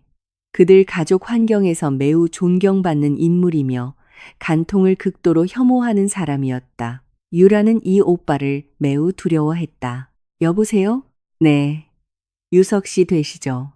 저 백삼동에 사는 지은이라고 합니다. 유라 씨 이웃이요. 아, 네, 지은 씨. 무슨 일이시죠? 네, 유석 씨. 방해해서 죄송합니다. 제가 내일 저녁에 집에서 조촐하게 결혼 기념일 축하 파티를 하려고 하는데요. 유석 씨도 초대해서 인사드리고 싶어서요. 유라 씨도 올 거예요. 아, 그렇군요. 네, 좋습니다. 시간 맞춰 가도록 하겠습니다. 몇 시죠? 저녁 8시입니다. 유석 씨. 제가 주소 보내드릴게요. 네, 알겠습니다. 지은 씨. 모든 배우가 준비되었다. 무대. 이제 불륜의 소굴이 된 나의 집. 주연. 민준과 유라. VIP 관객. 나의 시부모님과 유라의 오빠. 감독. 나. 내일 밤. 막이 오를 것이고 박수갈채는 없을 것이다. 금요일 오후. 서울 하늘은 내 마음처럼 어둡게 드리워져 있었다. 나는 오후 5시에 호텔에서 체크아웃했다. 일부러 고급스럽고 여러 사람을 태울 수 있도록 렌터카 회사에서 카니발을 빌렸다. 나는 시부모님을 댁에서 모셨다. 어머님은 가장 좋은 한복을 곱게 차려입으셨고 아버님은 깔끔한 셔츠를 입고 계셨다. 두 분은 반찬통을 들고 계셨다. 얼굴은 환하게 빛나고 있었다. 민준이가 깜짝 놀라겠네, 아가. 네가 일찍 온 줄 알면. 차 안에서 어머님이 물으셨다. 네, 엄청 놀랄 거예요, 어머님. 아주 큰 서프라이즈가 될 거예요. 나는 운전하며 대답했다. 어머님의 진심 어린 미소를 보며 눈물을 참았다. 어머님, 아버님, 이따 집에 도착해서 집이 좀 어수선하더라도 놀라지 마세요. 민준 씨도 남자잖아요. 아내가 3일이나 집 비우면 집이 난장판이 될 테니까요. 에이, 남자들이 다 그렇지 뭐. 이따 내가 도와서 치워줄게. 어머님이 웃으며 말씀하셨다. 우리는 유석 씨를 모시러 들렀다. 그는 정중하게 차에 올라 시부모님과 인사를 나눴다. 이야, 대가족이 움직이네요.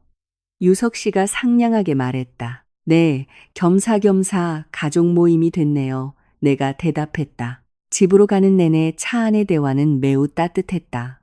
그들은 음식 레시피, 건강 상태, 그리고 내 결혼 생활의 영원을 비는 기도에 대해 이야기했다. 이 아이러니는 너무나 짙어서 숨쉬기조차 힘들었다. 그들은 이미 시체가 된 결혼을 위해 기도하고 있었다. 저녁 8시. 카니발이 아파트 단지로 들어섰다. 심장이 드럼처럼 세차게 뛰었다. 핸들을 잡은 손에 식은땀이 났다. 대시보드에 설치된 휴대폰의 CCTV 앱에서 알림이 떴다. 거실에서 움직임 감지됨. 신호 대기 중에 슬쩍 훔쳐보았다. 화면에는 민준과 유라가 파티를 벌이는 모습이 보였다. 음식 파티가 아니라 로맨스 파티. 그들은 로맨틱한 음악에 맞춰 거실에서 천천히 춤을 추고 있었다. 언제 설치했는지 모를 반짝이는 조명만이 그들을 비추고 있었다. 유라는 얇고 섹시한 슬립을 입고 있었다. 민주는 상의를 벗은 채 반바지만 입고 있었다. 테이블 위에는 와인병이 있었다. 종교적인 시어머니와 유석 씨에게는 금기시되는 술, 완벽한 파멸을 위한 장면이었다. 다 왔습니다. 어머님, 아버님, 유석 씨. 나는 차를 주차하며 말했다. 집은 밖에서 보기에 어두컴컴했다. 커튼은 굳게 닫혀 있었지만 틈새로 안에 장식 조명에서 나오는 보라색과 노란색 빛이 새어 나오고 있었다. 왜 이렇게 어둡지? 민준이 아직 안 왔나? 시아버님이 물으셨다. 아니요. 와 있어요, 아버님. 아마 쉬고 있나 봐요. 자, 조용히 들어가서 놀래켜 주자고요. 내가 제안했다. 우리는 차에서 내렸다. 어머님은 반찬통을, 유석 씨는 과일 바구니를 들었다. 내가 열쇠를 들고 앞장섰다. 우리는 주차장을 조용히 걸었다. 안에서 희미하게 음악 소리가 들렸다. 에드시런의 Perfect. 우리 결혼식 노래였다. 개자식. 그들은 우리 결혼식 노래에 맞춰 춤을 추고 있었다. 나는 현관문 앞에 섰다. 내 손은 문고리를 잡고 있었다. 준비되셨죠? 나는 뒤에 있는 세 사람에게 속삭였다. 하나, 둘, 셋. 나는 열쇠를 꽂고 소리 없이 돌렸다. 문은 잠겨 있지 않았다. 부주의했다. 나는 문을 활짝 열었다. 문이 열렸다. 우리를 가장 먼저 맞이한 것은 알코올 냄새와 섞인 자극적인 향초 냄새였다.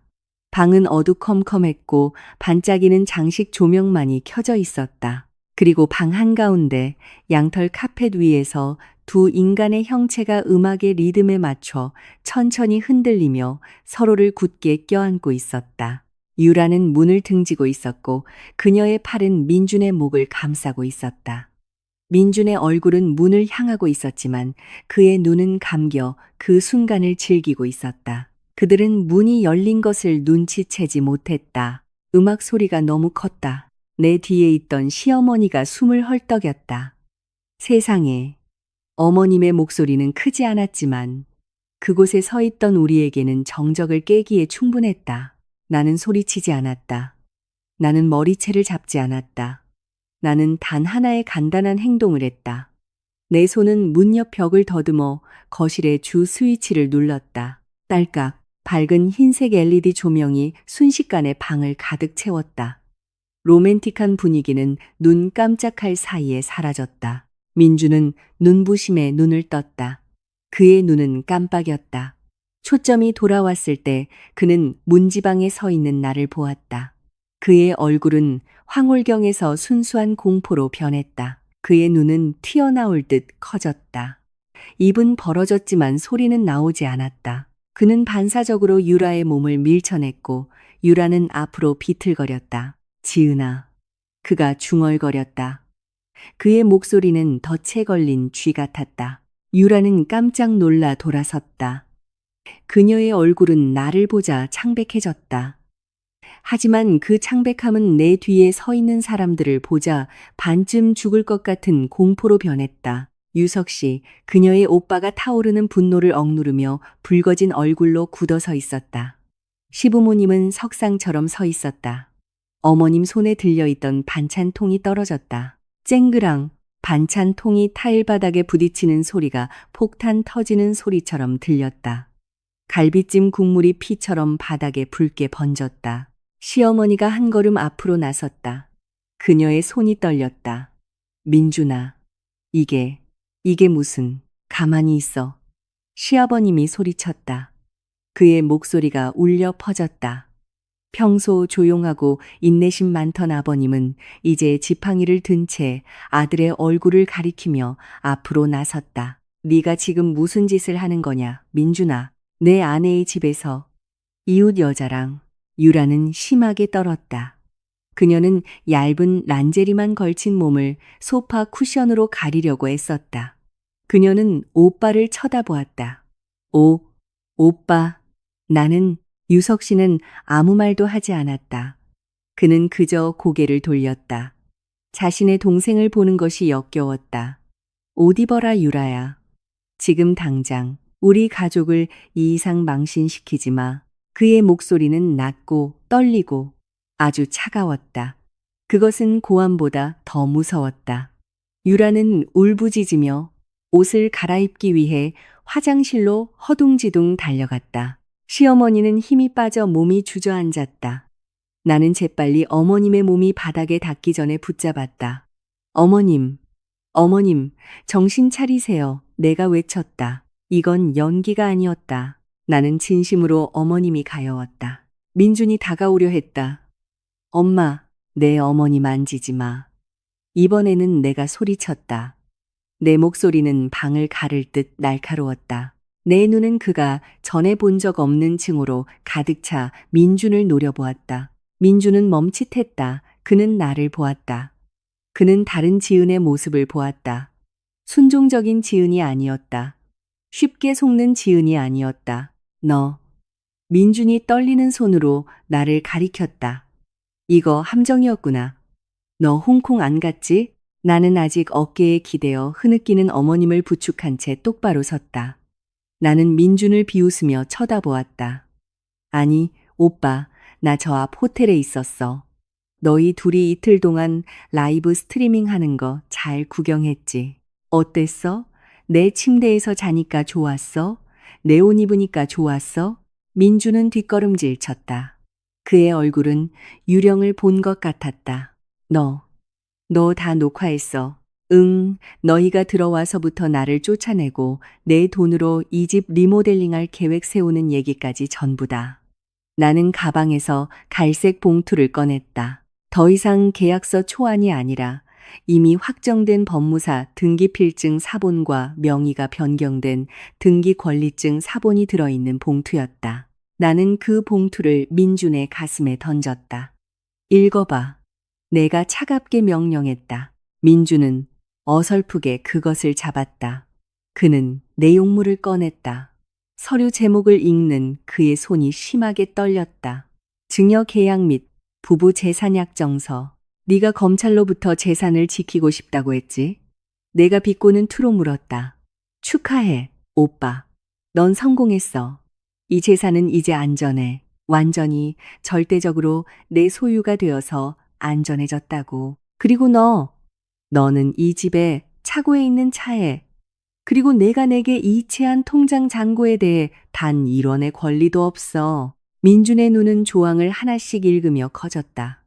그는 자신이 완전히 속았다는 것을 이제야 깨달았다. 그는 어제 자발적으로 한 서명이 자신의 재정적 사망 선고서였다는 것을 이제야 깨달았다. 지은아, 네가 날 속였어. 그가 속삭였다. 눈물이 나오기 시작했다. 후회의 눈물이 아니라 자신이 가난해졌다는 것을 깨달은 두려움의 눈물이었다. 유라가 화장실에서 나왔다. 옷은 다 입었지만 머리는 헝클어지고 눈은 부어 있었다. 유석 씨는 즉시 유라의 팔을 거칠게 잡아 끌었다. 집에 가. 집에 가서 해결해. 내 전 남편 부모님께도 연락할 거다. 내 행실을 모두가 알게 할 거야. 유석 씨가 소리쳤다. 그는 유라를 끌고 나갔다. 유라는 울부짖었다. 민준 오빠, 나 좀 도와줘. 하지만 민준은 누구도 도울 수 없었다. 그 자신도 가라앉고 있었다. 유라가 끌려나간 후 방은 조용해졌다. 어머님의 울음소리만 들렸다. 오빠, 내가 나지막이 불렀다. 민준이 나를 쳐다보았다. 그의 얼굴은 무너져 있었다. 지은아, 미안해. 내가 미쳤었나 봐. 우리 이거 다시 고칠 수 있잖아. 그렇지? 내 짐이나 싸. 내가 그의 말을 잘랐다. 뭐, 내 짐 싸라고. 옷, 바지, 개인 서류, 캐리어에 담아. 지금 당장 30분 줄게. 지은아, 이 집은 내 집이기도 하잖아. 아니, 나는 그의 손에 들린 서류를 가리켰다. 다시 읽어봐. 내 집이야. 너는 더 이상 환영받지 못하는 손님일 뿐이야. 오늘 밤 당장 나가. 아니면 내가 단지 경비랑 경찰을 간통 및 무단 침입 혐의로 부를 거야. 잔인하네, 지은아. 네가 내 고통 위에서 상간녀랑 춤추면서 내 재산을 차지할 계획을 세운 것보다 더 잔인해? 내가 날카롭게 받아쳤다. 빨리 짐만 싸면 마당에서 내 옷들 다 태워버릴 거야. 민준에게는 선택의 여지가 없었다. 아버지의 실망스러운 시선과 어머니의 울음소리 아래 그는 어깨를 축 늘어뜨린 채 방으로 힘없이 걸어갔다. 그는 작고 약하고 비참해 보였다. 나는 시어머니를 꽉 안았다. 죄송해요. 어머님, 저 이렇게 해야만 했어요. 제 자존감을 짓밟은 남자랑은 더 이상 살 수 없어요. 어머님은 내 품에 안겨 고개를 끄덕이며 흐느꼈다. 네가 오라, 아가. 네가 오라. 내가 아들을 잘못 키웠어. 쫓아내려 마가. 그는 너에게 과분해. 그날 밤 민준과 유라가 계획했던 파티는 우리 결혼의 장례식으로 변했다.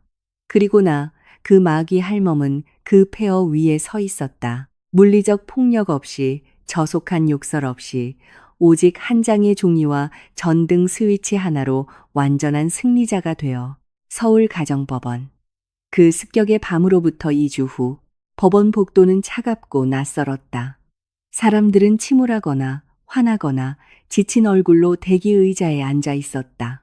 나는 새하얀 블레이저 정장을 입고 그곳에 앉아 있었다. 돌처럼 굳어버린 내 마음과는 대조적이었다. 내 옆에는 현우가 서류를 뒤적이며 여유롭게 앉아 있었다. 마치 평범한 사무실의 하루인 것처럼. 복도 건너편에는 민준이 혼자 앉아 있었다. 그는 엉망이었다. 셔츠는 구겨져 있었다.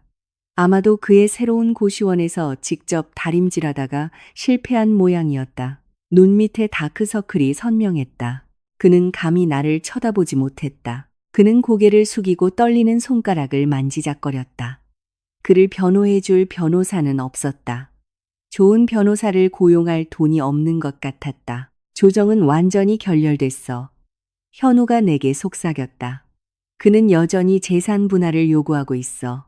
그 서류에 서명할 때 속았다고 주장하더라. 나는 옅은 미소를 지었다. 판사 앞에서 무슨 말이든 하게 놔둬 서류는 거짓말을 못하니까. 우리는 안으로 불려 들어갔다. 방 안에서 재판장은 두꺼운 안경 너머로 우리 둘을 쳐다보았다. 민준이 애원하려 애썼다. 그의 목소리는 쉬고 애처로웠다. 존경하는 재판장님, 저는 속았습니다. 제 아내가 회사 부도 위기라고 거짓말을 해서 제가 집과 차에 대한 권리 포기 각서에 서명하게 만들었습니다. 그건 저희 둘의 공동 재산입니다. 재판장님, 결혼 초에는 저도 대출금을 갚았습니다. 민준이 절망적인 목소리로 외쳤다. 재판장이 나와 현우 쪽으로 고개를 돌렸다. 원고 측. 답변 있습니까? 현우가 침착하게 일어섰다. 그는 핵무기를 꺼냈다.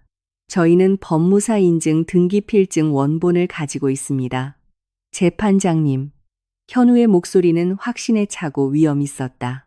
제 의뢰인은 피고가 의식이 있는 상태에서 심신이 건강한 상태로 합법적인 법무사 앞에서 서명한 증여 계약 및 부부재산 약정서라는 확실한 증거를 가지고 있습니다. 강압의 요소는 없었습니다. 심지어 법무사 사무소 CCTV 녹화 영상에는 피고가 서류에 서명할 때 미소를 지으며 행복해 보이는 모습이 담겨 있습니다. 현우는 서원 법무사 사무소 CCTV에서 캡처한 사진 증거를 제출했다. 민준이 유라에게서 카톡 메시지를 받고 활짝 웃으며 서명하던 바로 그 사진. 그 미소는 이제 치명적인 부메랑이 되어 돌아왔다. 뿐만 아니라 현우가 말을 이었다. 이 이혼의 사유는 경제적인 문제가 아니라 피고가 반복적으로 저지른 간통입니다. 저희는 피고가 다른 여성에게 자금을 흘려보낸 것을 보여주는 영상, 사진, 계좌 거래 내역을 증거로 제출합니다. 이는 피고가 그 여성을 부양하기 위해 아내에 대한 재정적 의무를 저버렸음을 증명합니다. 민준의 얼굴이 새하얗게 질렸다. 그는 더듬거렸다. 하지만 피고. 재판장이 단호한 어조로 말을 잘랐다. 당신은 성인입니다. 당신은 법무사 앞에서 서명했습니다. 법의 눈으로 볼 때 그 서명은 구속력이 있습니다. 물리적 강압의 증거 없이 속았다고 느낀다는 이유만으로 법적 계약을 무효로 할 수 없습니다. 게다가 당신의 불륜 증거는 매우 명백합니다. 쾅! 의사봉이 가볍게 두드려졌지만 그 소리는 내 가슴에 울려 퍼졌다. 이혼 청구를 인용한다. 재산권은 합법적인 부부 재산 약정서에 따라 전적으로 원고에게 귀속된다. 민주는 의자에 힘없이 주저앉았다. 그는 바늘에 찔린 풍선 같았다. 바람이 빠지고 찌그러졌다. 그는 믿을 수 없다는 눈으로 나를 쳐다보았다. 잔인하네. 그가 소리 없이 속삭였다. 나는 대꾸하지 않았다. 나는 그저 일어나 블레이저를 정돈하고 재판장에게 정중히 고개를 숙인 뒤 그를 한 번도 돌아보지 않고 밖으로 걸어 나갔다. 밖으로 나오자 매연으로 가득한 서울의 공기가 아주 상쾌하게 느껴졌다. 자유로웠다. 휴대폰이 진동했다. 모바일 뱅킹 알림. 민준이 가지고 있던 가족카드로 방금 한 전자제품 매장에서 150만 원 거래를 시도했다. 거래 거절. 당연했다. 나는 오늘 아침 그의 모든 금융 접근을 차단했다. 현실 세계에 온 걸 환영해, 오빠. 나는 휴대폰을 가방에 넣으며 중얼거렸다. 민준의 삶은 며칠 만에 180도 바뀌었다. 집도 없고 차도 없었다. 그 SUV는 내 명의였고 습격하던 날 이미 열쇠를 회수했다. 공동 계좌 접근도 막혔다. 민주는 회사 근처의 좁은 고시원 방을 얻을 수밖에 없었다. 에어컨도 없고 시끄러운 벽걸이 선풍기만 있는 3평 남짓한 방. 나는 이 사실을 민준의 회사 경비 아저씨를 통해 알았다. 그는 우연히 내 지인이었다. 그리고 물론 그의 영혼의 반쪽 유라. 그날 밤 판결이 나고 일주일 후 민주는 유라의 새로운 월세방을 찾아갔다. 유라 역시 예전 집주인에게 쫓겨났다. 동네 사람들과 유석 씨가 찾아와 망신을 당했기 때문이었다. 이제 유라는 허름한 작은 방에 살고 있었다. 자기야, 나 배고파. 앞에 가서 국밥이나 먹자. 민준이 제안했다. 그는 유라의 얇은 매트리스에 앉았다. 그의 얼굴은 칙칙했다. 유라는 깨진 거울 앞에서 거칠게 화장을 지우고 있었다. 또 국밥? 우리 3일 내내 그것만 먹었잖아. 오빠, 나 질렸어. 스테이크 사준다며. 좀만 참아, 유라야. 아직 월급 전이잖아. 내 신용카드 그지은이라는 년이 다 정지시켰어. 민준이 불평했다. 유라가 돌아섰다. 그녀의 눈이 불타올랐다. 그녀의 달콤한 가면은 완전히 금이 같다. 오빠는 도대체 어떤 남자야? 돈 한 푼도 없어? 매니저라며, 비상금 있다며, 그 비상금은 우리가 쓰던 오피스텔 월세랑 내 동생한테 송금하느라 다 썼잖아. 민준이 소리쳤다. 그도 감정이 격해지기 시작했다. 그리고 내 동생은 뭐래? 그 빌려간 돈 갚는다며? 내 동생은 학비 때문에 필요해. 오빠는 여자친구 가족한테 그렇게 계산적으로 굴거야? 유라가 맞받아쳤다. 불편한 정적이 흘렀다. 민주는 고개를 숙이고 지끈거리는 머리를 감쌌다. 그들의 로맨스 환상은 가난이라는 현실에 의해 벗겨지기 시작했다. 사랑은 눈이 멀었을지 몰라도 전기요금 고지서는 눈을 뜨게 할 수 있었다. 오빠. 유라의 목소리가 낮아졌지만 톤은 차가웠다. 너 진짜 지은이한테서 아무것도 못 받았어? 집, 차, 응. 판사가 개편을 들었어. 빌어먹을. 나 진짜 1원도 못 받았어. 유라가 거칠게 코웃음을 쳤다. 그녀는 일어나 가방을 챙겼다. 그래서 나한테 빌부터 살겠다는 거야? 나도 힘들어, 오빠. 나 직업 없는 이혼녀야. 오빠만 믿고 있었는데. 오빠가 이렇게 거지가 되면 내가 왜 오빠랑 같이 있겠어? 그 말은 민준을 물리적인 뺨보다 더 세게 때렸다. 그럼 넌 나를 돈 때문에 만난 거야? 민준이 믿을 수 없다는 듯 물었다. 현실적으로 생각하자고 유라가 소리쳤다. 사랑은 밥 먹여주지 않아. 오빠가 부자에 잘생겼으면 괜찮지. 근데 가난하고 귀찮게 하고 채권 추심원한테 쫓기기까지 하면 미안하지만 난 다른 사람 찾는 게 낫겠어. 이 속물 같은 여자. 민준이 일어나 유라의 손을 잡으려 했다. 만지지 마. 유라가 거칠게 손을 뿌리쳤다. 나가. 여기서 나가. 너 같은 패배자 얼굴 다시는 보고 싶지 않아. 민주는 유라의 월세방 문 앞에서 석상처럼 서 있었다. 아내에게 쫓겨나고 이제는 내연녀에게 쫓겨났다. 그는 혼자였다. 복잡한 서울 한복판에 완전히 혼자 남았다. 비가 내리기 시작했고 그에게는 우산이 없었다. 그는 비를 맞으며 버스 정류장을 향해 힘없이 걸었다. 그가 버리고 온 집이 얼마나 따뜻하고 편안했는지 깨달으며 그가 방금 개처럼 자신을 쫓아낸 여자를 위해 배신했던 바로 그 집. 민준의 불행은 끝나지 않았다. 카르마는 체계적으로 작동했다. 불륜 스캔들에 대한 소문이 퍼졌다. 내가 퍼뜨린 것이 아니었다. 나는 SNS에 글을 올릴 만큼 유치하지 않았다. 하지만 세상은 좁았다. 민준의 회사 인사팀 직원 중 한 명이 시어머니의 먼 친척이었다. 경찰과 종교 지도자, 유석 씨까지 연루된 그 습격 사건 소식은 친척들에게 퍼졌고 결국 회사까지 흘러들어갔다. 민준이 일하는 회사에서는 청렴성이 최우선이었다. 개인적인 영역일지라도 간통과 자산 조작이 입증된 관리자는 도덕적 결함이 있는 것으로 간주되었다. 그날 오후 민준은 임원실로 불려갔다. 민준 씨. 임원이 앉으라는 말도 없이 차갑게 말했다. 당신이 현재 겪고 있는 법적 문제에 대한 보고를 받았습니다. 그리고 더 심각한 것은 내부 감사 결과 지난달에 당신이 회사 법인카드를 책임질 수 없는 유흥 목적으로 여러 번 사용한 것이 발견되었습니다. 민준의 얼굴이 창백해졌다. 내가 홍콩 출장을 가기 전 그가 유라를 데리고 호화로운 스테이케이션을 즐겼을 때였다. 그는 개인카드 한도가 초과되자 회사 카드를 썼고 월급날 갚을 생각이었다. 하지만 그의 월급은 이제 내가 남겨둔 개인 신용카드 빚을 갚는데 다 쓰였다. 그건 기술적인 실수였습니다, 상무님. 제가 변제하겠습니다. 민준이 변명하려 했었다. 그럴 필요 없습니다. 회사는 아주 작은 사기 행위도 용납하지 않습니다. 임원이 흰 봉투를 내밀었다. 이건 권고사직 통지서입니다. 우리가 형사 고발하지 않는 것을 다행으로 아십시오. 오늘 자진 퇴사하고 해당 금액을 퇴직금에서 공제하는 조건입니다.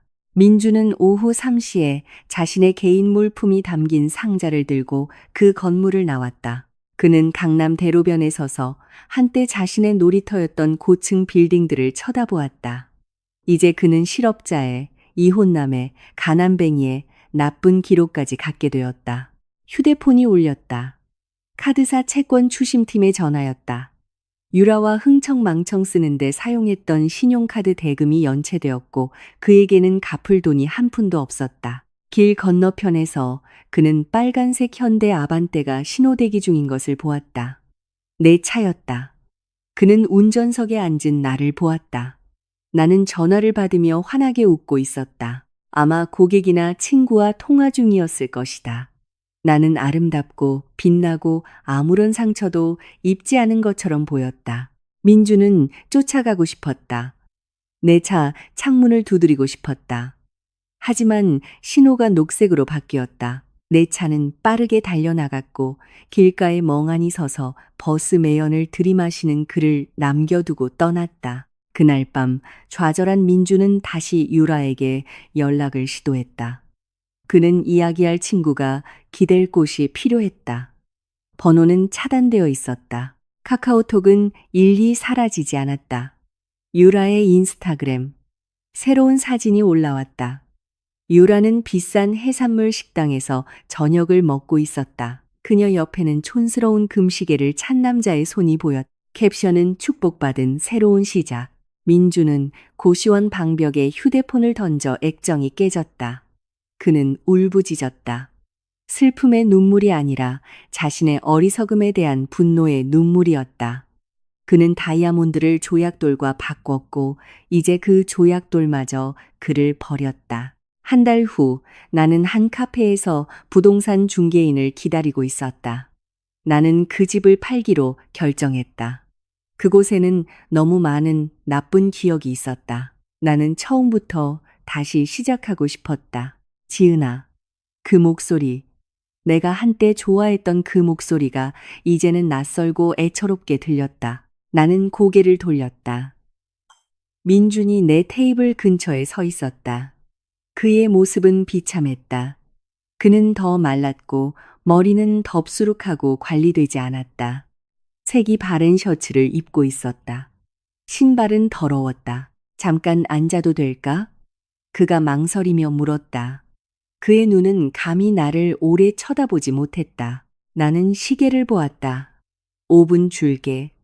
나 사람 기다리고 있어. 민준이 앉았다. 그는 테이블 위에서 손을 비비적거렸다. 잘 지내, 지은아? 최고로 잘 지내. 나는 짧게 대답했다. 지난 5년보다 더. 민주는 침을 삼켰다. 지은아, 나 망했어. 회사에서 잘렸고 유라는 날 떠났어. 빚에 쫓기고 있어. 지금은 렌트 오토바이로 배달 대행하면서 겨우 먹고 살아. 나는 그를 무표정하게 쳐다보았다. 동정심은 없었다. 그 감정은 그의 배신에 의해 살해당했다. 그게 나랑 무슨 상관인데. 내가 잘못한 거 알아. 내가 정말 바보 같았다는 거 알아. 민준의 목소리가 떨리기 시작했다. 그의 눈에 눈물이 고였다. 나 후회해. 지은아. 정말이야. 맹세해. 나 후회해. 네가 보고 싶어. 우리 집이 그리워. 네가 해준 밥이 그리워. 그는 테이블 위에 내 손을 잡으려 했다. 나는 더러운 것을 피하듯 재빨리 손을 뺐다. 만지지 마. 내가 날카롭게 쏘아붙였다. 지은아, 제발 두 번째 기회를 줘. 민준이 다른 손님들의 시선도 아랑곳하지 않고 조용히 흐느끼기 시작했다. 내 발밑에 엎드릴게. 내 집에서 하인이 될게. 너랑 다시 함께할 수만 있다면. 나한테 진심이었던 여자는 너뿐이었다는 걸 깨달았어. 유라는 악마였어. 지은아. 나는 길게 한숨을 내쉬었다. 나는 그의 눈을 똑바로 쳐다보았다. 예전에 나는 그 눈에서 미래를 보았다. 지금 나는 어두운 과거만을 볼 뿐이다. 민준, 내 말 잘 들어. 나는 나지막하지만 단호하게 말했다. 네가 그리운 게 나야. 아니면 내가 제공했던 안락함이야? 내 요리가 그리운 거야. 아니면 내 인생을 돌봐주던 공짜 하녀가 그리운 거야? 나를 아프게 한 걸 후회하는 거야. 아니면 지금 네가 가난해진 걸 후회하는 거야? 민주는 침묵했다. 입은 벌어졌지만 소리는 나오지 않았다. 넌 어제 나를 잃은 게 아니야, 민준. 넌 바람을 피울 생각을 처음 했을 때 나를 잃었어. 네가 그 여자를 우리 침대로 데려왔을 때, 내 재산을 차지할 계획을 세웠을 때 나를 잃었어. 나는 지갑을 꺼내 5만 원짜리 지폐 2장을 꺼냈다. 나는 그것을 테이블 위에 놓았다. 이건 밥 사 먹거나 오늘 오토바이 렌트비 내라고 주는 마지막 자선이라고 생각해. 이 이후로 다시는 내 앞에 나타나지 마. 만약 네가 내 회사나 새 오피스텔 근처에 접근하면 스토킹 혐의로 경찰에 신고할 거야. 지은아, 내 시간 끝났어. 내가 차갑게 말했다. 바로 그때 깔끔한 차림의 젊은 여성인 부동산 중개인이 우리 테이블로 다가왔다. 지은 고객님, 늦어서 죄송합니다. 주택 매매 계약서 서명 준비 다 됐습니다. 그 말을 들은 민준의 눈이 커졌다. 너 우리 집을 팔아. 나는 민준을 완전히 무시하고 중개인에게 미소 지었다. 괜찮아요. 자, 저쪽 테이블로 가서 앉을까요? 여기는 공기가 좀 답답하네요. 나는 자리에서 일어나 10만 원을 멍하니 쳐다보며 아직 의자에 굳어있는 민준을 남겨두고 떠났다. 그것이 내가 그를 본 마지막 순간이었다. 한때 내가 자랑스러워했던 남자의 모습은 이제 내 인생을 스쳐 지나간 낯선 사람에 불과했다. 인천국제공항 제2터미널. 나는 출국 게이트를 향해 캐리어를 끌었다. 이번에는 거짓말이 아니었다. 나는 정말 떠날 것이다. 홍콩이 아니라 유럽으로. 오랫동안 꿈꿔왔지만 민준이 비자 신청을 귀찮아하거나 돈 아깝다는 핑계로 항상 미뤄왔던 2주간의 솔로 여행. 성남의 그 아파트는 높은 가격에 팔렸다.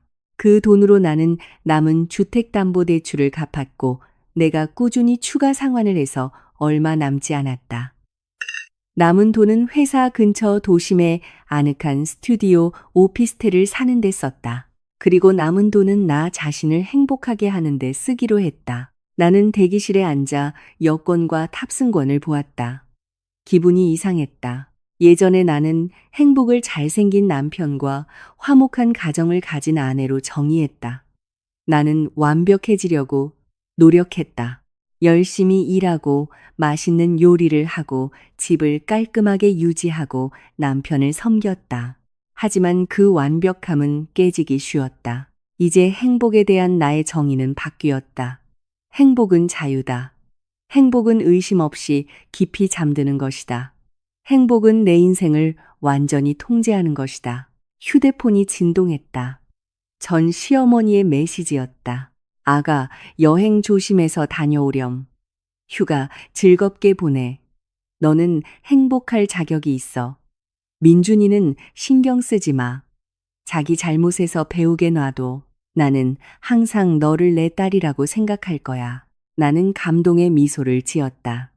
적어도 그 실패한 결혼에서 나는 나를 진심으로 사랑해주는 또 한 명의 어머니를 얻었다. 나는 하트 이모티콘으로 답장을 보냈다. 탑승 안내 방송이 들렸다. 나는 일어나 탑승교를 향해 걸었다. 한 걸음 한 걸음이 가벼웠다. 마치 그동안 내 어깨를 짓누르던 무거운 짐, 완벽한 아내가 되어야 한다는 부담, 의심의 부담, 배신의 부담이 하나씩 떨어져 나가는 것 같았다. 어제 카페에서 본 민준의 얼굴이 떠올랐다. 후회로 가득 찬 얼굴. 어쩌면 언젠가 그는 다시 일어설 것이다.